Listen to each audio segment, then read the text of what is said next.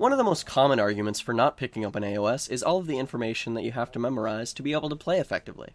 Although this is essentially true, it isn't as big of a barrier to entry as one may think.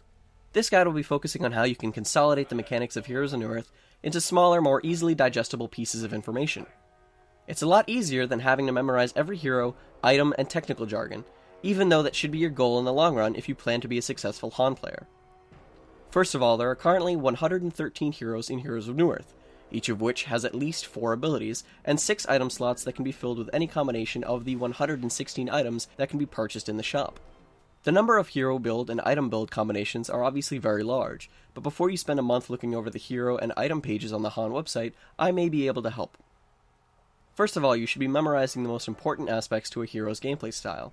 For instance, it would be very important to know if a certain hero had a disable, such as a stun, slow, leash, or snare, when fighting against them. Some good examples of heroes with disables are Glacius, Hammerstorm, Pebbles, and Magnus.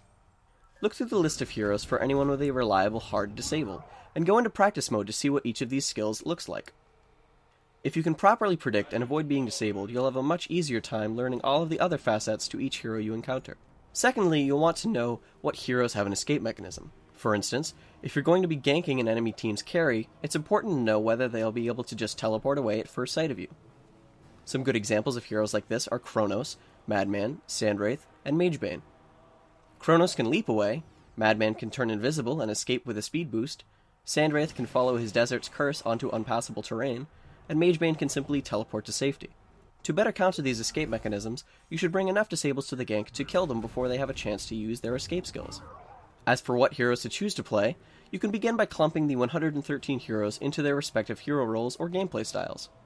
For instance, if you want to play a support character, pick up Demented Shaman, Empath, or Pearl.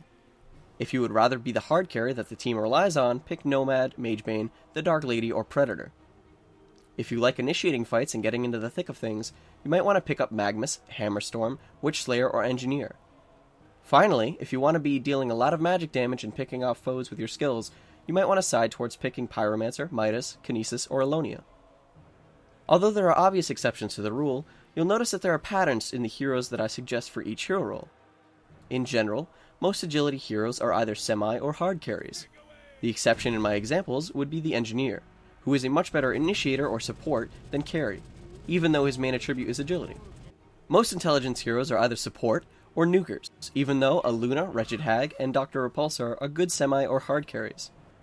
Lastly, most strength heroes are either initiators or support, with the exception in my examples being Predator, who is one of the strongest hard carries in the game when he has all of his items. Once you remember which heroes have disables, which heroes have escape mechanics, and which hero role the heroes should play, you'll be on your way to becoming a good Han player. But don't stop there. A truly great player should know each hero's abilities, their possible hero roles, their possible item builds, and possible team compositions that they work best with.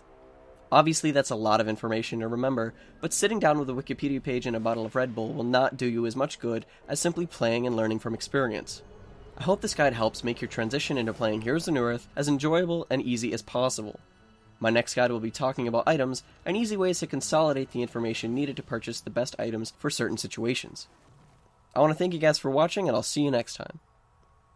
If you enjoyed this guide, feel free to subscribe to me on YouTube and follow me on Twitter to be notified the next time I release a new video. If you want to see the last video in my Han guide series, you can click the last video button. And likewise, if you want to see the next video in the series, you can click the next video button.